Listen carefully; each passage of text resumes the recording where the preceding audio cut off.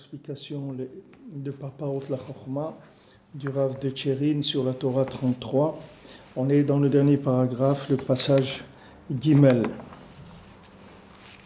Sham Ot Zain. Donc dans la Torah, Rabbeinu dit dans le passage 7 dans la Torah, qui Kol Echad Misraël Yodea Sheish Elokim Bichlal, que chaque juif il sait qu'il y a un Dieu, c'est-à-dire de façon empirique, c'est-à-dire dans la généralité, chaque juif il est conscient de l'existence de Dieu. Haïnu Kanal, qui a da'at ou le malami amidot, valken en sham achiza le'ara kolkach.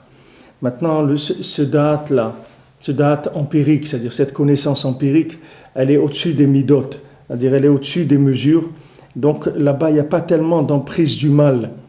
Valken yodea sheish Elokim. C'est pour ça qu'on peut savoir qu'il y a Hachem, de façon générale, dans la généralité, de façon empirique, pas de pratique, mais de façon générale, c'est-à-dire l'acceptation de la notion de l'existence de Dieu. Ça, chaque juif, il peut avoir ça, parce que c'est quelque chose qui est au-dessus des midot. Donc il n'y a pas de problème de comportement. Le comportement, il ne va pas agir sur ça.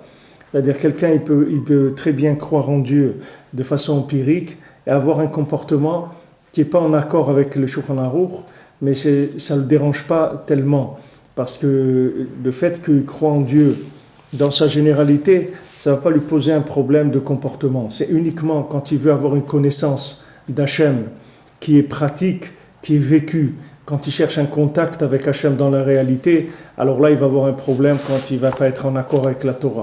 Parce que là, il ne pourra pas arriver à un contact avec Hachem, à une évidence d'Hachem dans la providence, dans l'ashgacha, si maintenant il n'a pas un travail sur les midot, c'est-à-dire s'il ne rentre pas dans les midot de la Torah, et s'il ne travaille pas ses midot à lui, alors il va avoir des difficultés à pouvoir avancer dans ce sens-là. Mais si quelqu'un il reste sur une émouna générale, empirique, comme là, beaucoup de gens, qui disent « Ah non, moi je crois en Dieu, j'ai pas de problème, j'ai Dieu dans mon cœur, etc. » Mais d'un autre côté, ils vivent complètement à côté de la plaque dans leur judaïsme. Ça ne les dérange pas tellement parce que ça ne leur fait pas une contradiction. Parce qu'ils n'ont pas de lien entre Hachem et la réalité de leur vie. Donc ça leur pose pas de problème. וגם יודע שמלוא כל הארץ כבודו, היינו, שאפילו בתוך חיי מרע בעצמם יש שם גם כן ללוקות יתברך, ואותיות התורה שהן מבחינת ימי טוב. Maintenant, même dans les jours qui sont difficiles, alors dans ces jours-là, il y a aussi une présence divine et des lettres de Torah, mais elle se trouve dans une notion de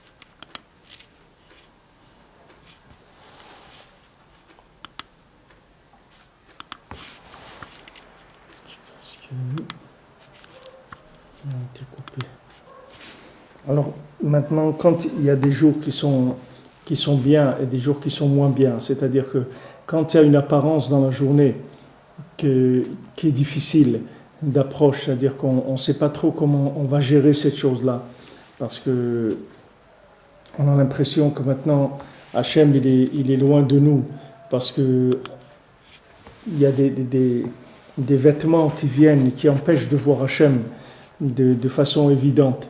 Alors par le fait qu'on se rattache à la notion intrinsèque, à la notion générale de la Emouna, ça va nous aider à revenir petit à petit dans les midot. Parce que maintenant, quand quelqu'un il voit une situation où apparemment cette situation elle dépasse sa vision positive des choses, c'est-à-dire il voit une situation dans laquelle il n'arrive pas à voir maintenant Akadosh Baruch Hu dans cette situation parce que c'est à l'envers par rapport au midot. Il voit quelque chose, il voit il voit du mensonge, il voit de la violence, ou il voit de la triche, ou il voit de la haine, ou il voit des choses qui sont... Il n'arrive pas à voir comment il y a Hachem dans cette chose-là. Parce que le vêtement, il est complètement à l'envers par rapport à la chose. C'est-à-dire la mida sous laquelle ça vient, le comportement par lequel ça se manifeste, c'est quelque chose qui est incompréhensible. Et comment cette chose-là, elle est bien. C'est difficile de comprendre comment cette chose est bien. Alors maintenant, qu'est-ce qu'il faut faire? Il faut quand on voit une situation qu'on n'arrive pas à gérer de façon logique dans les midot, alors il faut remonter vers la grandeur d'Hachem dans le côté empirique, c'est-à-dire se rattacher à la Emouna dans la généralité. Et dire que voilà, non, tout ce que Hachem il fait, c'est pour le bien. Alors, quand on dit tout ce que Hachem il fait, c'est pour le bien, ça c'est une Emouna qui est générale, c'est-à-dire c'est pas particulier. Maintenant, même si dans cette situation que je suis en train de vivre maintenant, j'ai une difficulté, j'ai affaire à de la haine, à de l'incompréhension, à de la jalousie, à de la cupidité, à du vol, du mensonge, tout ce que je veux.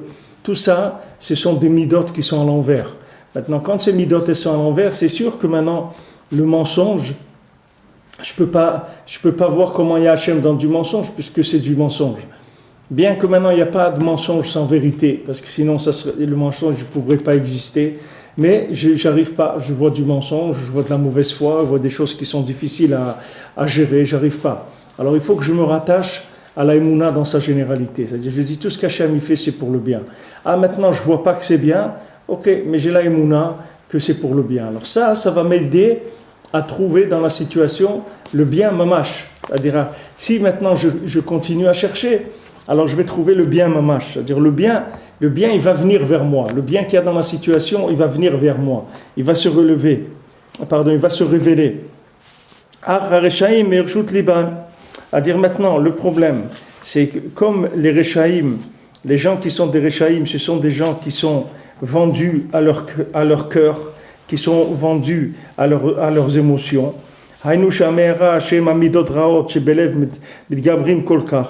Maintenant, quand les gens, ils ont des mauvaises midot et ils sont attachés à leur feeling, à leur sensation, ils ne vivent qu'avec ça.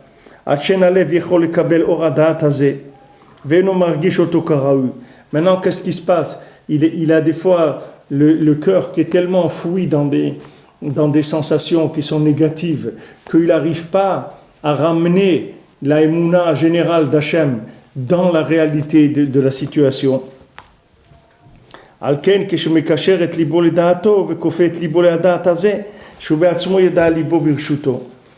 que maintenant, la solution, c'est d'arriver à attacher à ce moment-là son cœur à son esprit, c'est-à-dire d'arriver à soumettre l'émotionnel à ce qui est connu, à ce qui est acquis. C'est-à-dire que maintenant, même si l'émotionnel, il me dit que c'est pas bien, même si l'émotionnel, il vient avec une apparence négative, une apparence de mensonge, de jalousie, de haine, ce que je veux, il faut que j'arrive à dépasser le vêtement négatif de la situation avec la émouna dans Akadosh Baruch Hu. En me disant, c'est pas que maintenant je dis tout ce que Hachem il fait c'est bien et c'est tout. Non, il faut que maintenant cette émouna là, que tout ce que Hachem il fait c'est bien, ça va m'aider à le trouver dans la situation. C'est comme si vous jouez à cache-cache avec quelqu'un. Maintenant vous voyez rien, d'accord? Vous allez là, vous cherchez là, vous trouvez rien. Mais maintenant, vous savez que la personne, elle est là. Vous savez qu'elle est en train de se cacher. Maintenant, plus vous êtes convaincu que la personne, elle est là et qu'elle se cache, et plus ça va vous motiver pour chercher jusqu'à ce que vous allez la trouver. Quand on voit dans le premier conte de Rabbi Nachman, de la princesse disparue, on voit les massés. Qu'on voit dans ce conte-là que maintenant voilà un roi qui avait six garçons et une fille et que cette fille l'aimait beaucoup et qu'il avait beaucoup de plaisir avec elle et qu'un jour il a dit que le pas bon il te prenne et elle a disparu, elle a été prise bémette par le pas bon. Maintenant quand le second du roi il s'est rendu compte que le roi il avait beaucoup de peine parce qu'il a dit que le second te prenne, que le pas bon te prenne. Ça veut dire quoi maintenant que le pas bon te prenne? C'est pas que maintenant le roi il a dit qu'elle disparaisse. Il n'a pas dit Chas v'Shalom qu'elle disparaisse. Il a dit que le pas bon te prenne. Ça veut dire que maintenant tu vas être prise dans des midotes qui sont pas bonnes. Voilà, c'est ça ta galoute. C'est-à-dire que tu vas être prise dans des midotes qui sont pas bonnes. C'est-à-dire ta neshama, elle va être prise dans des situations qui sont imbriquées dans des choses, des sacs de nœuds de possibilités de s'en sortir. Soit tu t'es mélangé avec des goïms, avec des gens méchants, avec des gens... En tout cas, tu es emprisonné dans des midot raot, que ce soit les tiennes ou celles des gens qui te dominent ou qui t'enferment. Alors maintenant, tu as un problème, tu es pris là-dedans, ton âme, elle est enfermée là-dedans. Quand il a dit que le lotov, il te prenne, ça veut dire que maintenant... que les mauvaises midotes, elles te prennent. C'est-à-dire que maintenant, tu vas être en galoute dans les midotes. Alors lui, qu'est-ce qu'il a fait, le second du roi? Quand il a vu que le roi Bémet, il avait beaucoup de peine, que sa fille était prise par les mauvaises midotes, qu'est-ce qu'il a fait? Il a commencé à aller la chercher. Il allait la chercher dans des déserts, il allait la chercher dans des endroits, il s'est dit, où est-ce qu'elle peut bien être? Il dit, c'est sûr que maintenant, dans une ville, dans un endroit normal, je ne vais pas la trouver, puisque maintenant elle est dans les mauvaises midotes. Donc elle doit se trouver dans un endroit qui est spécial. Donc maintenant il a cherché. Maintenant quand il a trouvé dans ce palais-là, dans un palais, il est venu, il est rentré dans ce palais, il s'est allongé dans un coin. Et elle est venue, la reine, il a vu qu'à un moment on allait amener la reine, et on a amené la reine, et la reine elle est venue vers lui. Elle lui a dit, tu me connais? Il lui a dit, oui, je te connais. Elle a dit, qui je suis? Elle dit, tu es la princesse disparue. Maintenant, c'est quoi cette scène-là? C'est-à-dire, lui, il vient, il se met dans un coin. D'accord? Et lui, il est arrivé à cet endroit-là, il se met dans un coin. Maintenant, il la voit arriver, etc. Lui, il ne bouge pas, il reste là où il est. Maintenant, c'est elle qui vient vers lui. Et qu'elle lui dit, est-ce que tu me connais? Elle voulait voir si maintenant, qu'est-ce qu'il faisait ici, ce monsieur-là? Quelle était sa motivation? Il est venu faire quoi? Il est venu faire quoi ici? Elle lui dit, tu me connais? Il dit, oui, je te connais. Elle lui dit, qui je suis? Il dit, tu es la princesse disparue. Alors, elle lui a dit, ici, c'est le lotov. Sache que ici, c'est pas bon. C'est des midotes qui sont pas bonnes. Sache-le, que je suis maintenant emprisonné dans des midotes qui sont pas bonnes. Alors maintenant, tu veux me faire sortir, tu ne pourras pas me faire sortir. Pour me faire sortir, il faut que tu ailles dans un endroit pendant 1 an et que tu te languisses, que tu désires vraiment me faire sortir. Et au bout d'1 an, après le dernier jour, tu dois jeûner. Il ne faut pas que tu manges et après, tu vas me faire sortir. Maintenant, lui, au bout d'1 an, il est arrivé le dernier jour. Il a fait tout pendant 1 an. Il a langui, il a prié pour la faire sortir, etc. Il n'y avait pas de problème. Mais le dernier jour, il ne fallait pas manger, il n'est pas arrivé il a vu une pomme, un truc, ça lui a plu, il a mangé et il est tombé dans le sommeil. Quand il est tombé dans le sommeil, elle est revenue vers lui et elle lui a dit, regarde, je vois que de ne pas manger c'est difficile pour toi. Donc maintenant ce que je vais te demander c'est de ne pas boire du vin. Tu vas faire la même chose pendant 1 an, mais tu ne vas pas boire de vin. Le dernier jour tu ne bois pas de vin. Alors, il a essayé encore pendant 1 an, il a fait la même chose, c'était bon. Le dernier jour, il voit de l'eau qui avait l'odeur du vin. Il dit, mais une source de vin, ça n'existe pas. Et ça avait l'apparence de l'eau, ça sentait le vin. Mais il a bu et il est tombé encore dans le sommeil. Quand il est tombé dans le sommeil, elle est revenue vers lui et lui dormait. Elle a essayé de le réveiller, elle n'arrivait pas à le réveiller. Elle a écrit sur son foulard avec des larmes, voilà, je me trouve maintenant dans le château de pierres précieuses sur la montagne en or. Et elle lui a laissé son foulard et elle est partie. Après, lui s'est réveillé, etc. Et il a vu qu'il avait dormi des années et des années. Il a mis le foulard contre le soleil, en face du soleil. Il a lu qu'elle était là-bas. Et il a commencé à chercher. Et tout celui qu'il rencontrait, il lui disait, mais non, ça n'existe pas, etc. Maintenant, si vous voyez dans le Maasé, à chaque fois, c'est elle qui vient vers lui. C'est-à-dire que maintenant, lui, il cherche. Lui, il se met en recherche, c'est-à-dire lui, il se met sur la route. Lui, il se met sur la route de la recherche, c'est-à dire lui, il fait ce qu'il peut pour la chercher.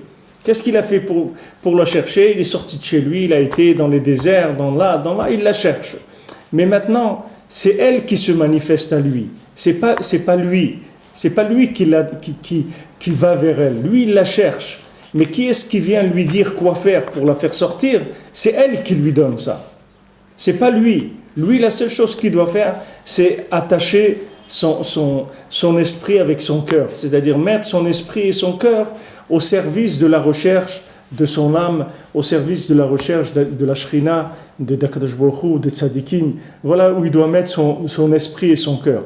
Maintenant, quand il fait ça, eux-mêmes, ils vont venir vers lui. Et ils vont lui donner les clés, comment il va faire pour y arriver. C'est pas maintenant à lui de faire. C'est ce qu'on avait vu avant. C'est-à-dire que maintenant, quand dans une situation, on voit que c'est l'otov, c'est-à-dire on voit une chose qui est l'otov, on a affaire à de l'injustice, on a affaire à du mensonge, on a affaire à de la haine, tout ce que de la violence que vous voulez. On a affaire à quelque chose qui est l'otov. Ça s'appelle pas bon. D'accord? Maintenant, quand on a l'émouna que Hachem, il est bon, ça veut dire que maintenant, dans cette situation de l'otov, on sait que c'est la princesse disparue qui est là. Seulement maintenant, elle est en galoute dans le lotov. C'est-à-dire maintenant, elle est partie dans la galoute du lotov. C'est-à-dire elle se trouve en exil dans le lotov. C'est-à-dire son apparence, c'est qu'elle vient par le lotov. Mais maintenant, il faut pas tomber dans l'apparence. Il faut rester attaché à l'essence de l'amour d'Akadosh Baruch Hu, en disant non, Hachem, il est bon. Hachem, il veut mon bien. Hachem, il veut que le bien pour moi. Ah, maintenant, ça se présente comme ça, je ne sais pas pourquoi, mais maintenant, moi, je suis sûr que Hachem, c'est que pour mon bien qu'il fait ça. Quand maintenant j'arrive à rester attaché à mon esprit, à mon cœur, que je ne rentre pas maintenant dans des luttes de midot. Parce que si maintenant je me dis, l'autre il est méchant, je vais le frapper, je vais lui faire ci, ça y est, j'ai perdu. Pourquoi? Parce que je suis rentré dans les midot, mais j'ai lâché la émouna, j'ai lâché la conscience d'Hachem. Je suis rentré dans des midot comme un Ben Adam normal, c'est-à-dire qu'un Ben Adam de ce monde, qui a que les midot de ce monde. Alors je dis, attends, tu vas voir, il était violent avec moi, ben moi aussi je vais le frapper, moi aussi je vais lui faire, il m'a volé, moi aussi je vais lui voler, il a été injuste, moi aussi je vais lui faire, etc. Dès que je rentre dans ce langage-là, ça veut dire que j'ai été dans Shrirut Libi, c'est-à-dire j'ai été dans le feeling, j'ai été dans l'émotionnel. Dans l'émotionnel, je vais réagir comme lui. Ce que lui il fait, ben moi aussi je vais faire la même chose. Mais moi je ne peux pas faire ça, parce que moi maintenant, je n'ai pas le droit de faire ça. Parce que moi je dois me dire, si maintenant, lui, il s'est manifesté comme ça, maintenant il y a une situation où Hachem, il se manifeste par de l'injustice, de l'incompréhension, de la violence qu'on veut. Maintenant, qui est-ce qui se manifeste comme ça? C'est Hachem, c'est pas lui, c'est pas cette personne-là, ou ce peuple-là, ou cette situation. C'est Hachem qui se manifeste comme ça. Maintenant, je vais avoir une lutte entre l'émotionnel, qui est de descendre dans la situation et avoir un comportement qui est un comportement de midot, de réaction qui est émotionnel, ou bien non, je m'attache au da'at d'Hachem. Je dis que c'est Melo Kol Haaretz Kevodo, que dans le monde il n'y a que Hachem, et que maintenant je vais prier pour pouvoir découvrir Hachem dans cette situation-là. Et c'est ça qui va être l'adoucissement même de la situation.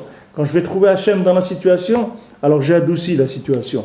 Mais la première chose, c'est de rester attaché au da'at, de ne pas tomber dans l'émotionnel. Il faut faire attention. C'est difficile, c'est très difficile, mais il faut faire attention. Parce que si je tombe dans l'émotionnel, j'ai plus de solution. Parce que même si je gagne, j'ai rien gagné, j'ai perdu. Pardon, j'ai perdu quand même. Même si je gagne, j'ai perdu. Pourquoi? Parce que j'ai gagné dans les midot. Mais nous, maintenant, ce n'est pas dans les midot qu'on veut gagner. Nous, on veut gagner dans le da'at d'Hachem. C'est là qu'on veut gagner. On veut gagner en révélant Hachem. Si vous voulez, le Ham Israël, qu'est-ce qu'il a fait? Du moment où Kadosh Baruch Hu, il a mis le Ham Israël en galoute, il a mis le Ham Israël, il a dit voilà, maintenant vous allez être en galoute, je vais vous envoyer dans les 70 nations, vous allez partir en exil. Maintenant, qu'est-ce qu'il a fait, le Ham Israël? La plupart des Juifs, qu'est-ce qu'ils ont fait? Au lieu de rester attachés à Kadosh Baruch Hu dans la galoute et de rester attachés au da'at d'Hachem, ils sont rentrés dans la galoute et ils sont rentrés dans les midot de la galoute et ils ont essayé de construire leur vie, de réussir dans la galoute. C'est-à-dire de réussir, de se faire une place au soleil dans la galoute. Et dire voilà, eh bien, vous voyez, on a réussi. Voilà, nous aussi parmi nous, eh ben, il y a les meilleurs artistes, il y a les plus grands PDG d'entreprises, il y a les plus grandes fortunes, il y a les plus grands écrivains, il y a les prix Nobel, il y a les plus grands scientifiques, etc. Mais ça ne s'appelle pas de la réussite, ça c'est un échec. Parce que ça veut dire qu'il est rentré dans l'émotionnel. L'émotionnel, c'est quoi? C'est qu'il est descendu dans les midotes du pays dans lequel il a vécu, et là-bas, il s'est calqué sur ce qui s'appelle la réussite dans cet endroit-là. Maintenant, dans cet endroit-là, la réussite, c'est quoi? C'est d'être un prix Nobel. Il dit, ok, pas de problème, on va travailler, voilà, on va devenir un prix Nobel. Elle dit, maintenant, la réussite, là, c'est quoi? C'est d'être chef de département de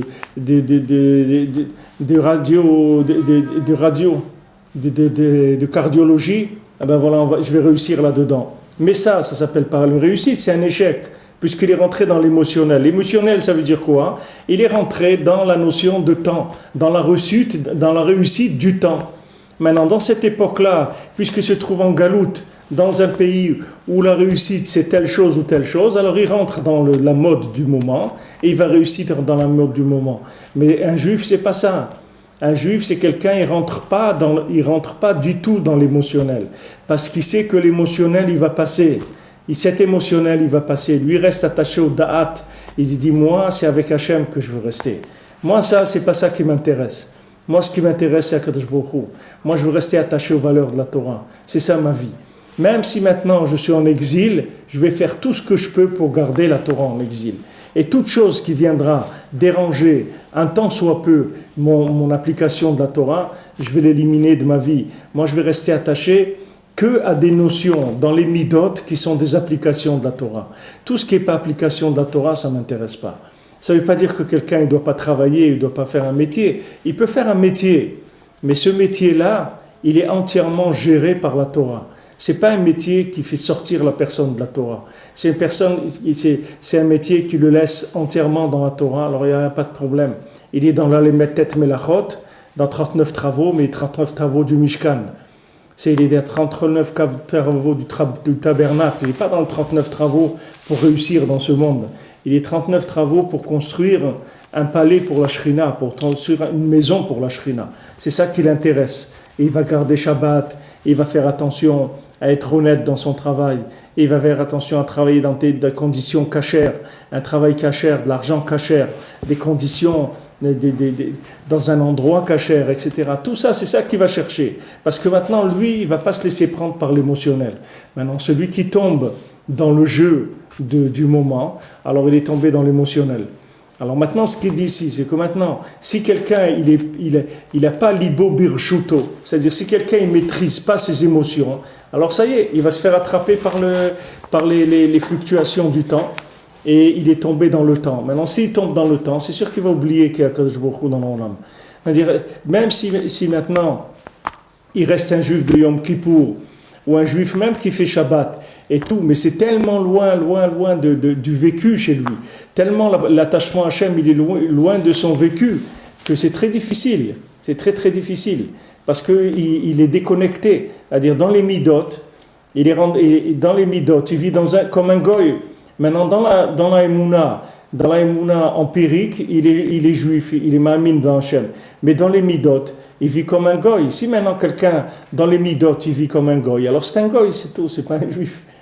Il est juif empiriquement, mais les maasé, c'est un goy, c'est tout. C'est-à-dire, il a des midot de goy, c'est-à-dire les mesures qu'il a dans sa vie, l'émotionnel, c'est des missionnels de goy, donc ça s'appelle un goy. Il ne s'appelle pas un juif. Il est juif quelque part, c'est-à-dire théoriquement il est juif, mais pratiquement il n'est pas juif. Par son comportement, il n'est pas juif. Ses midot, elles ne sont pas juives. Il croit pas dans le feeling. Il ne vit pas dans l'émotionnel juif. Il vit dans l'émotionnel goy. Il vit l'émotionnel du moment. Donc c'est sûr que ce n'est pas un juif. Alors il dit ici qu'est-ce que c'est un juif? C'est quelqu'un qui a son cœur, qui maîtrise son cœur. C'est-à-dire son cœur, il lui dit maintenant, la réussite, c'est d'être un Dreyfus, ou la réussite, c'est de réussir dans les sciences, ou dans la philosophie, ou dans n'importe quoi. Et lui, il dit non, la réussite, c'est la réussite de découvrir Hachem dans ma vie. Moi, je veux rester toujours avec Hachem proche de moi. Je veux toujours voir Hachem dans ma vie. Comment je vais voir Hachem tout le temps dans ma vie? Quand j'attache mon cœur à la conscience d'Hachem. Quand j'arrive à être conscient de la présence d'Hachem dans l'endroit où je me trouve. Si maintenant, l'endroit où je me trouve, je n'arrive pas à faire descendre la présence d'Hachem, je n'arrive pas à dévoiler Hachem, alors il faut que je sache que j'ai un travail de midot à faire. J'ai un travail de recherche. C'est-à-dire maintenant, lui, le second du roi, il vient, il cherche la Bat Meler, il cherche la princesse disparue. Il sait qu'il est en train de chercher la princesse disparue. Et quand il vient, il la trouve dans un palais où il y a toutes choses, toutes sortes de bonnes choses. Il y a de la musique, il y a du théâtre, il y a des mets qui sont extraordinaires. Et c'est un palais, c'est un endroit magnifique, etc. Elle vient, elle lui dit ici, c'est l'Otov. Je me suis fait attraper dans le Lotov. Mon père, il m'a envoyé dans le Lotov. Je suis en exil. Ne crois pas que c'est bien ici. Même si j'ai réussi en exil, n'oublie pas que tout ça, c'est de la galoute. C'est pas du tout une réussite. Alors sache que si tu veux me faire sortir, tu ne vas pas me faire sortir en me prenant par la main comme ça et en m'emmenant. Il faut que tu ailles dans un endroit et que tu commences à désirer, à te languir. Est-ce que tu veux vraiment me faire sortir? Est-ce que vraiment tu as envie de me voir libéré de l'exil? Est-ce que vraiment tu veux sortir de ce comportement goy? Est-ce que tu veux être un juif mamash? Alors tu vas commencer à désirer, à languir. Hachem, comment on fait pour devenir juif? J'ai envie de devenir juif, j'ai envie d'être kasher, d'être un juif kasher. J'ai envie d'être un juif qui est attaché à toi, qui te voit partout, qui te sent partout, qui est tout le temps avec toi. C'est ça que je veux. Et on commence à prier, à vouloir. Et quand on commence à vouloir ça, il va y avoir une manifestation qui va se faire. Elle-même, elle va venir, la princesse, et dire voilà ce que tu vas faire. Tu vas faire ça, tu vas faire ça, tu vas faire ça, et tu vas me faire sortir. Maintenant, le comment, c'est elle qui va nous le donner. Nous, on va avoir le vouloir. On va commencer à vouloir, à développer, à s'approcher de ça. Maintenant, comment on va recevoir le comment? C'est le comment, c'est pas à nous de le trouver. On peut pas trouver le comment puisqu'on est dans le problème. On peut pas trouver le comment. On est en train de vivre le problème. On peut pas savoir comment en sortir puisqu'on est dedans complètement. Donc, on a besoin qu'on vienne nous donner une solution comment sortir du problème. Et cette solution, elle va venir. Il suffit uniquement de chercher. Et tout. Mais chercher, ça veut dire que je reste attaché dans l'émotionnel. Je dis non, je ne vais pas lâcher. Je vais rester fidèle à ma émouna. Je ne vais pas lâcher. On me propose ça, on me propose un travail, un poste, une maison, un mariage, n'importe quoi. Première chose que je vérifie, je mets mon cœur en rapport avec mes convictions. Est-ce que maintenant, cette situation émotionnelle, qui est une situation de parnassa, une situation de maison, une situation de mariage, est-ce qu'elle est en rapport avec ma conscience? Est-ce qu'elle est en rapport avec mes convictions? Si elle n'est pas en rapport avec mes convictions, je n'ai pas besoin. Ce n'est pas pour moi. Il dit, mais non, ça peut être une réussite extraordinaire. Il n'y a pas de réussite. La réussite, c'est la réussite quand on est arrivé à appliquer les convictions. C'est ça qui est de réussite. Sinon, ce n'est pas une réussite. Une réussite de quoi? Qu'est-ce qui s'appelle réussir? Quelqu'un, il a réussi, ok, le voilà, il a son nom partout, monsieur, un tel, on voit, il a un nom juif, il n'a pas changé son nom, c'est un juif, il a réussi, il a inventé le fil à couper le beurre, ok, d'accord, extraordinaire. Maintenant, ce monsieur-là, il va mourir, ok, alors qu'est-ce qu'il a fait dans sa vie? Il a inventé, il a découvert le fil à couper le beurre, alors qu'est-ce que ça nous a avancé à quoi? Il a fait avancer un peu la consommation, il a raffiné un peu la consommation dans le monde, on n'est pas venu pour ça. Nous, on est venus pour révéler Hachem. Nous, on est venus pour révéler Hachem dans le monde. C'est pour ça qu'on est venus. Donc maintenant, chaque situation, on me propose, on m'invite dans un mariage, on me propose toute situation qui vient d'un appel des midot, c'est-à-dire toute situation qui est générée par le temps. Toute situation, sans exception, toute situation générée par le temps, elle demande vérification par rapport aux convictions. Est-ce que maintenant mes convictions, elles correspondent à cette situation qui est générée par le temps? Et si maintenant cette situation, elle correspond pas, alors je peux pas. Même vous voyez la Shoah, c'est quoi? Regardez quelle catastrophe c'était la Shoah. Mais vous savez combien de rabbanim, combien de gens ils ont averti qu'il allait avoir la Shoah. Il y a des discours entiers où les gens ils ont parlé. Jabotinsky, des gens, ils ont parlé, ils ont dit, va y avoir la Shoah, ils vont vous brûler, sachez-le. Et il dit, mais vous ne pouvez pas entendre, parce que vous êtes pris dans le temps. Vous êtes pris dans le temps, c'est-à-dire vous ne pouvez pas entendre.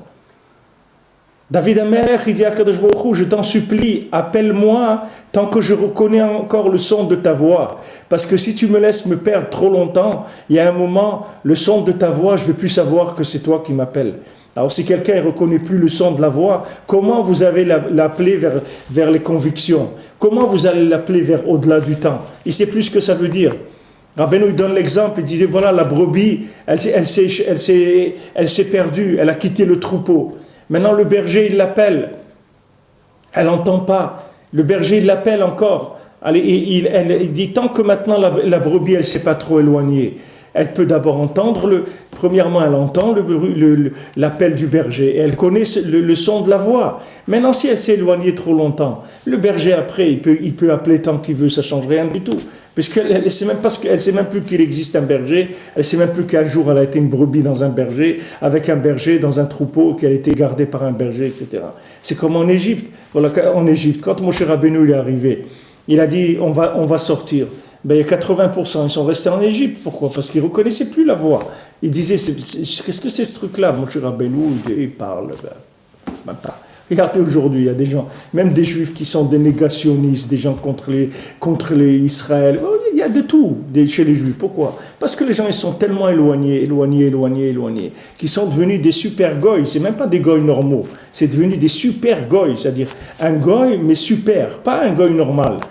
Parce qu'un juif quand il devient goy, il peut pas être un goy classique. Pour lui, il faut qu'il devienne un super goy. Un goy classique, ça marche pas pour lui. C'est pas assez pour lui.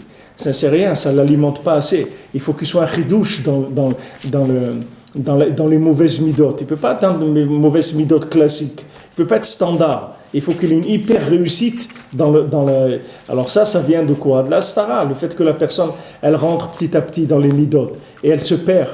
Elle se perd dans les midotes qui sont des fausses midotes. Elle se perd là-dedans. Elle se perd tellement qu'à un moment, elle perd la vache bédate, la notion qui était la émouna du départ. La émouna que c'est un juif et que ce juif-là, Kadosh Baruch Hu, il aime et que ce juif-là, il est attaché à Hachem, quoi qu'il fasse, c'est un juif. Et Hachem, il l'aime tout le temps. Ça, il l'a perdu. Pourquoi? Parce qu'il s'est enfoui dans les mauvaises midotes. Alors maintenant, toute situation, quand elle vient, il faut toujours vérifier que cette situation, elle est en accord avec la émouna, qu'elle est en accord avec la Torah. Parce que si on n'est pas en accord avec la Torah, ça ne m'intéresse pas. Ça ne m'intéresse pas parce que c'est un endroit de perdition pour moi. Même si on me propose une très belle maison avec un grand jardin, avec une piscine, avec tout ce qu'on veut, avec la vue sur ce que je veux, sur n'importe quoi. Maintenant, est-ce que ça, c'est quelque chose qui ne va pas m'éloigner de mes convictions, de ma émouna dans Hachem? Si ça veut m'éloigner, ça ne m'intéresse pas, c'est tout. Moi, je suis là pour me rapprocher, pas pour m'éloigner. Donc, sinon, ça veut dire qu'il est rentré dans l'émotionnel. Et dans l'émotionnel, quand on rentre dans l'émotionnel, on peut s'éloigner jusqu'à qu'on peut oublier même à quoi ça ressemble, la émouna. On peut se perdre complètement. Combien de gens se sont perdus? Pourquoi on est là? On est dans un constat de quoi? Un constat du Ham Israël que Hachem Ishmor, dans quoi on est. Hachem Ishmor, où il est là, Ham Israël? Hachem Ishmor, de quoi il est là, Ham Israël? Regardez où on se trouve au Kotel, des femmes, elles viennent manifester pour prier avec un talit. Elles veulent prier avec un talit, les femmes. Elle dit l'égalité de la femme. Quelle l'égalité de quoi? Une femme, elle n'a pas le droit de porter un talit, c'est tout. Qu'est-ce qu'il y a? Il n'y a pas d'égalité. Il n'y a pas d'égalité. Pourquoi elle ne veut pas être égale avec un oiseau ou avec un papillon? Pourquoi elle a choisi d'être égale avec un homme? Quel rapport ça a? Ça n'a aucun rapport. Est-ce que son corps il est égal? Il voit bien qu'il a été créé différemment. Pourquoi rentrer dans des notions d'égalité, d'aplatir le tout, de vouloir aplanir le monde, d'en faire un monde plat, un monde commun, du communisme? Pourquoi on veut faire du communisme? Pourquoi on veut dire égalité de l'homme? On ne veut pas d'égalité, on veut être ce qu'on est, on ne veut pas être d'égalité. On est unique. Non seulement on est unique, mais même dans le genre, chacun il est unique. Chaque homme il est unique, chaque femme elle est unique. Pas uniquement qu'un homme et une femme, dans le genre. C'est sûr qu'ils sont différents, mais chaque individu il est différent de l'autre. Chaque individu. Il faut arrêter de créer des machines qui veulent aplanir tous les gens et en faire des robots à consommer. Chacun il est unique. La Torah elle donne une force d'unicité à chaque juif. Baruch Hashem, la Torah, elle me rend libre complètement. Je suis libre d'être ce que je veux être, parce que je suis unique, parce que mon âme, elle est unique. Mon âme, c'est une lettre de la Torah, et c'est pas la même lettre que l'autre. Il y a 600 000 lettres dans la Torah, il y a 600 000 âmes, chaque âme, elle est différente. Même si j'ai la même lettre que l'autre, si je suis un vav ou un lamed ou un bet, mais c'est pas le même, dans le même mot, c'est pas dans le même endroit de la Torah. Donc chacun il a sa spécificité, chacun il a son unicité et chacun il a son originalité. Ça c'est la liberté de l'individu. Les gens ils parlent de liberté et ils veulent essayer d'aplatir tout le monde. Pourquoi une femme elle veut mettre un talit pour aller prier au kotel? Qu'elle aille prier au kotel, on n'a pas besoin de mettre un talit. Pourquoi? Pour ressembler à un homme. Pourquoi vouloir ressembler à un homme? C'est une femme, qu'elle ressemble à une femme et qu'elle ressemble à ce qu'elle est elle-même par rapport aux autres femmes. Pourquoi essayer de copier, de faire des groupes de femmes? Rabbi Nachman a dit, chez moi, je n'ai pas des chassidim. Chez moi, ce n'est pas des groupes. Moi, je traite chacun individuellement. Rabbi Nachman a dit, moi, je ne traite pas des groupes de gens. Moi, chacun, pour moi, il est unique. Chacun, je le reçois personnellement et je m'occupe de lui personnellement. Et ce que je vais donner à l'un, je ne vais pas le donner à l'autre. Rabbeinu, il donnait des tikkunim à chacun. Tout celui qui venait, Rabbeinu lui donnait, il y avait des années où Rabbeinu il a donné à des jeunes, des journées où les gens ils devaient jeûner. Chacun, il recevait son papier à Rosh Hashanah, il y avait écrit dessus les jours où il devait jeûner. Et ce n'était pas les mêmes jours. Chacun, il avait les jours où il devait jeûner dans l'année. Après, Rabbeinu, il a laissé ça. Mais il y a eu 2 ou 3 ans, Rabbeinu, il a fait ça, il a donné à des gens chaque jour de l'année où il devait jeûner. Ce n'était pas les mêmes jours pour chacun. Parce que chacun, il est unique. Chacun, il est unique. Il faut qu'il accepte et qu'il prenne ses responsabilités. Il est unique et il doit trouver Hachem à sa façon de le trouver. Et il doit le révéler de sa façon même qu'il a de le révéler. Il ne peut pas faire comme l'autre. Il ne faut pas copier celui-là, copier l'autre et copier. Il n'y a rien à copier du tout. Il faut faire sa vie. Et tout. Sa vie devant Hachem. En sachant que quand je vais me coucher dans ma tombe, je vais monter devant Hachem et je vais avoir des comptes à rendre, moi, individuellement, personnellement. Pas mon voisin, ni du dessus, ni d'en dessous, ni sur le côté. C'est moi. C'est tout. Avec ce qu'on m'a donné, le capital de base qu'on m'a donné, qui est différent chez chacun. Chacun il a un capital de midot qu'il reçoit. Chacun reçoit des midotes déjà arrangées ou des midotes détruites complètement. C'est avec ça qu'il est né. Un, il est né avec un problème de nerfs, l'autre il est né avec un problème de jalousie, l'autre il est né avec un problème de vouloir beaucoup d'argent, l'autre il est né avec en aimant manger, l'autre il est né... Chacun il a des problèmes à régler qui lui sont spécifiques. Donc à lui à se prendre en main. Et à chercher Hachem, mais il faut arrêter de vouloir aplanir les gens, les aplanir pour en faire quoi? Pour en faire quoi? Qu'est-ce que c'est ce lien-là que maintenant des femmes, elles veulent faire comme les hommes, elles veulent mettre le talit, elles veulent mettre les tefilines, elles veulent être rabbin, elles veulent faire... Mais c'est quoi? De rendre les gens fous, ils veulent rendre les gens fous complètement. Ils vont les rendre fous. Il n'y a rien qui rend fou quelqu'un que si vous l'inversez dans sa façon d'être, vous l'éloignez de sa nature. Il n'y a rien qui rend fou quelqu'un que ça. Changez-le, dénaturez-le, vous allez rendre fou complètement. Maintenant, les gens ils veulent se sécuriser dans leur façon de vivre en aplatissant tout le monde. Mais il ne faut pas aplatir, laisser vivre le monde, laisser grandir les gens comme ils sont. Laissez chacun la liberté de chercher et de trouver. Chacun il a le droit à la recherche. Chacun il a le droit à l'erreur dans sa recherche. Il faut laisser les gens chercher ce qu'ils veulent. Il ne faut pas proposer des choses qui sont terminées et où on n'a pas de liberté. Il faut laisser de la liberté. Rabbi Nachman il a dit de ne pas forcer qui que ce soit à quoi que ce soit. Il ne faut pas forcer les gens, il faut les laisser vivre. Laissez-les chercher, laissez-les pousser comme ils sont. Laissez-les pousser, laissez-les grandir. Chacun il va aller vers le bien qui est en lui. Donnez-lui une méthode pour grandir, mais il ne faut pas le faire grandir à notre façon pour l'exploiter. C'est pas ça le but de la venue sur terre. Après les gens ils parlent de liberté. Liberté de quoi? C'est pas de la liberté, c'est du libertinage. C'est pas de la liberté du tout. Ça n'a rien à voir avec la liberté.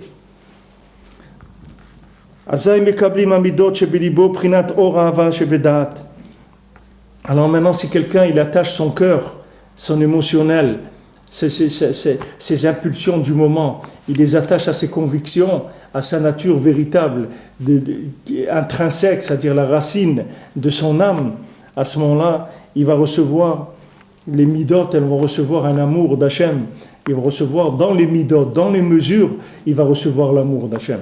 C'est-à-dire que maintenant, dans le vécu, dans l'émotionnel, là, il va avoir les repères, il va trouver des repères de l'amour d'Hachem, dans les mesures, alors qu'avant, il ne le trouvait pas. Si quelqu'un dans la galoute, il n'en profite pas pour tomber dans la galoute à pieds joints, si ça ne donne pas à cœur joie dans la galoute, s'il dit non, la galoute, elle est voulue par Hachem, et il y a un message dans la galoute. Quel est ce message? Du moment où quelqu'un il vit comme ça, alors il va trouver Hachem dans la galoute.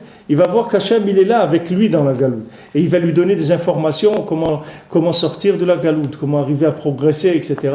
Pourquoi? Parce qu'il a l'ibou birshuto. C'est-à-dire que maintenant, il n'a pas profité de la situation. Il n'a pas profité de la situation.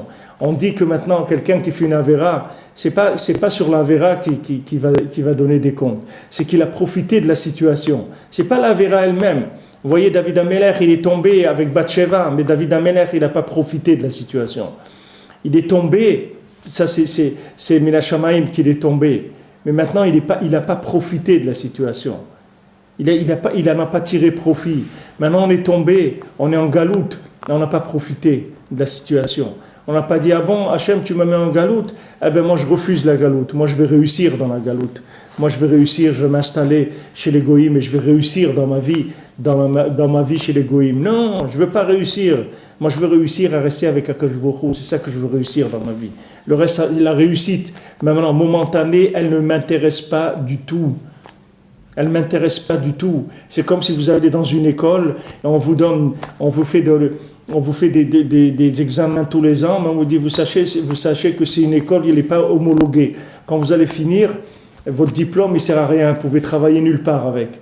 Mais si vous travaillez bien, tous les ans, on va vous donner des très beaux diplômes en or, avec beaucoup, on va vous faire de la musique, etc. Mais sachez qu'à la fin du cycle scolaire, vous allez rester un idiot comme le jour où vous êtes rentré parce qu'on n'est pas homologué. Mais ça ne me sert à rien. À quoi ça me sert d'apprendre là-dedans? Chacun, quand il fait quelque chose, il essaye de voir si cette chose-là est exploitable. Maintenant, si quelqu'un il a réussi dans ce monde, pour que quand il finisse, on lui prend toutes ses réussites, on le jette dans une poubelle, on lui dit, monsieur, venez par là. On lui dit, mais non, mais moi j'ai réussi. Dans quoi vous avez réussi? Vous avez réussi dans rien du tout, monsieur. Vous n'avez rien fait de votre vie. Qu'est-ce que vous avez fait? Vous avez fait ce que vous aviez envie de faire. Vous êtes laissé aller dans l'émotionnel toute votre vie, c'est ça que vous avez fait. C'est pas ça, réussir sa vie. Réussir sa vie, c'est dire non, moi je tombe pas dans l'émotionnel, moi je rentre pas dans l'émotionnel.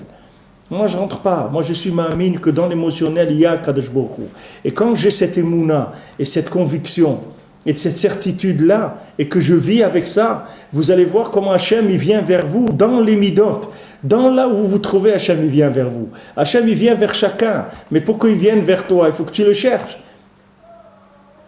Hachem, la Bat Melech, il a été la chercher. Il a été chercher la princesse disparue.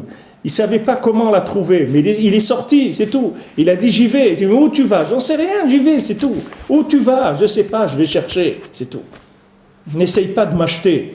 N'essaye pas de m'acheter avec de l'argent, n'essaye pas de m'acheter avec ça. N'essaye pas parce que tu ne vas pas m'acheter. Parce que je ne veux pas. Ça ne m'intéresse pas. Mais viens, tu peux t'installer, tu peux réussir, tu peux avoir une situation, ça ne m'intéresse pas. Je cherche Akadosh Baruch Hu, tu ne comprends pas. Je cherche Hachem.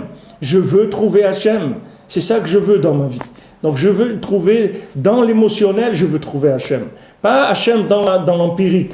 Je veux le chercher, je veux le trouver dans ma vie de chaque seconde. Je veux vivre avec lui. Shviti Hachem lenegdi tamid. Je veux vivre avec Hachem tout le temps. Pas que maintenant, Yom Kippour ou Shabbat ou quand je dis. Je veux tout le temps être avec Hachem. Je veux le connaître, je veux être ami avec lui. Je veux le sentir avec moi tout le temps. C'est ça que je veux. Et pour ça, je ne me ferai pas acheter par l'émotionnel du moment, c'est tout. Ce que vous me proposez, c'est des situations ou des propositions qui sont limitées à un certain temps. Moi, ce qui m'intéresse, c'est que des choses qui ne sont pas limitées dans le temps. Faites-moi des propositions qui ne sont pas limitées dans le temps. Ne faites pas des bails de 369 ou 30, 60, 90. Donnez-moi un bail qui ne s'arrête jamais. Moi, chaque chose que je fais, je ne veux pas qu'elle s'arrête. Je veux investir mon énergie dans de l'éternité. Rabbi Nachman dit chaque conseil que je donne, il est pour l'éternité. Je ne donne pas des conseils pour ce monde-là. Je donne des conseils pour l'éternité. Et si Rabbi Nachman il voit que quelqu'un, pour avoir du confort dans ce monde, il va perdre l'éternité, alors Rabbi Nachman ne le laisse pas dans le confort. Quand le Rabbi Chaïkel il a amené son cousin, il a dit Rebbe, faites-lui une bracha pour la parnassa. Le Rebbe il a dit j'ai pas de bracha pour lui. Alors le Rabbi Chaïkel a dit je peux moi lui faire une bracha. Il dit, tu veux lui faire une bracha, fais-lui une bracha. Alors il lui a fait une bracha pour la parnassa et il est devenu riche. Et quand il est devenu riche, il n'avait plus le temps de regarder le ciel. Alors Rabbeinu il a appelé Rav Chaïkel, il lui a dit tu as vu la bracha que tu lui as fait? Il n'a même plus le temps de regarder le ciel. Ça s'appelle une bracha ça? Ça s'appelle une malédiction, c'est pas une bracha. C'est vrai que tu lui as donné de l'argent, c'est vrai que ses enfants ils étaient en haillons, c'est vrai. Mais cet homme-là, il n'avait pas au monde futur. Regarde ce que tu en as fait maintenant.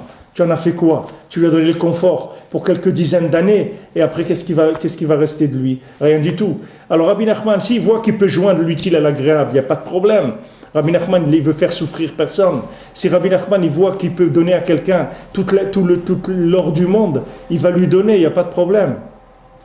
Mais si maintenant Rabbi Nachman, il voit que cette personne-là, elle est faible, et elle a besoin de vivre dans cette structure-là, pour pouvoir rester attaché à Kadosh Baruch Hu, alors il va lui faire vivre dans cette structure-là, que ce soit des difficultés de Parnassa, ou de Shalom Bayit, ou de n'importe quoi. C'est comme ça qu'il va rester attaché avec Hachem. Rabbi Nachman, chaque conseil, il est éternel. Ce n'est pas des conseils du moment. Rabbi Nachman, il ne donne pas des conseils pour le moment. Chaque conseil qu'il donne, il le voit jusqu'à la résurrection des morts, l'individu. Ce n'est pas un conseil. Les conseils généraux que Rabbi Nachman il a donnés, comme l'Aïd Bodedout, le Shulchan Aruch, Uman Rosh Hashanah, le Tikkun HaKlali, c'est des choses qui sont pour l'éternité, pour chacun. Ce n'est pas des choses qui tiennent compte du tout des fluctuations du temps. Les fluctuations du temps, elles ne vont jamais jouer sur les conseils de Rabbi Nachman. Au contraire, ce sont des conseils comment passer les fluctuations du temps sans se faire attraper par le temps, sans se faire acheter. Sans se faire acheter. Comme il y a des panneaux, des fois vous passez à côté des maisons, vous voyez à vendre. Et il y a des panneaux, des fois, vendus déjà. Alors nous, il faut avoir un panneau, je suis vendu déjà. Ce n'est pas la peine d'essayer de m'acheter, j'ai été vendu déjà. Comme Hachem, il a dit, voilà, le jour où je vous ai sorti d'Égypte, je vous ai acheté comme peuple, vous êtes mon peuple. Je vous ai sorti de l'esclavage, vous m'appartenez. Vous êtes mon peuple, je vous ai pris de l'esclavage, je vous ai fait sortir de là, je vous ai acquis. Comme Rabbi Nachman lui a dit, je t'ai bien attrapé. Rabbi Nathan lui a dit, fermez bien le sac pour pas que je me sauve. Fermez-le bien le sac, que je ne me sauve pas, qu'il ne vienne pas quelqu'un me tourner la tête et m'embarquer dans une aventure encore de messianique ou je ne sais pas quoi. Je ne sais pas dans quoi chacun va vouloir m'embarquer. Je ne suis pas à vendre, c'est tout. Je suis déjà vendu. Je me suis vendu à Hachem, ma vie je l'ai vendue à Hachem, c'est tout. Je ne cherche pas autre chose, c'est ça que je cherche. Je ne veux pas votre argent, je ne veux pas votre honneur, je ne veux pas votre science, je ne veux rien du tout. Laissez-moi tranquille, je veux chercher à Kadosh Baruch Hu, c'est tout. Je veux vivre avec Hachem, dans ce monde et dans le monde futur, c'est tout. Et voilà, j'ai un Rav, Rabbi Nachman, il me donne des conseils pour l'éternité. Et tout. Et lui, il s'occupe de moi. Si lui, maintenant, il voit que j'ai besoin de Parnassa beaucoup, il va me donner beaucoup. S'il voit que j'ai besoin un peu, il va me donner un peu. S'il voit que j'ai besoin juste, il va me donner juste. Il sait que s'il y a des gens qui m'embêtent, ça va m'aider. Alors c'est comme ça. Il y a une lettre que son frère, que le Rav Chaïkel, le frère de Rabbi Nachman, alors il écrit une lettre à Rabbi Nachman en se plaignant comment les gens ils lui font du mal là où il est, etc. Alors Rabbi Nachman il lui écrit, il lui dit sache que maintenant la machloket, quand on vient contre quelqu'un, c'est comme ça qu'on le fait grandir. On fait grandir quelqu'un avec la machloket. Avec le fait qu'on vient s'opposer à lui, c'est comme ça qu'on le fait grandir. Et sache que ces gens-là, s'ils savaient combien ils te font grandir avec le fait qu'ils sont contre toi, eh bien ils arrêteraient d'être contre toi. Parce que leur but, c'est pas de te faire grandir, le but, c'est de t'embêter. Mais ils savent pas combien ils te font grandir avec cette machloquette. Comme Lavan, s'il savait le bien qu'il a fait à Yaakov quand il lui a donné Léa au lieu de lui donner Rachel, jamais il lui aurait donné Léa. C'est sûr qu'il lui veut lui tellement de mal qu'il lui a donné Rachel. Il lui aurait pas donné Léa.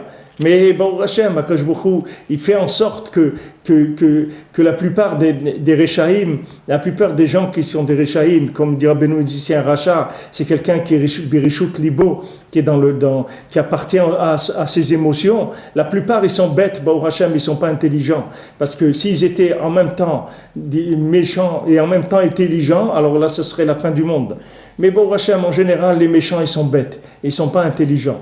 Donc ils ne peuvent pas imaginer que dans leur méchanceté, ils sont en train de faire le plus grand bien possible. Vous voyez combien Kadosh Baruch Hu utilise les mauvaises midotes du monde. Regardez Lavan. Lavan, lui aussi, il avait la Maison Blanche, Lavan. Il s'appelle Monsieur Leblanc. Il avait, même bien que maintenant, dans la Maison Blanche, ce n'est pas Monsieur Leblanc qui a, mais chez Lavan, c'était Monsieur Leblanc.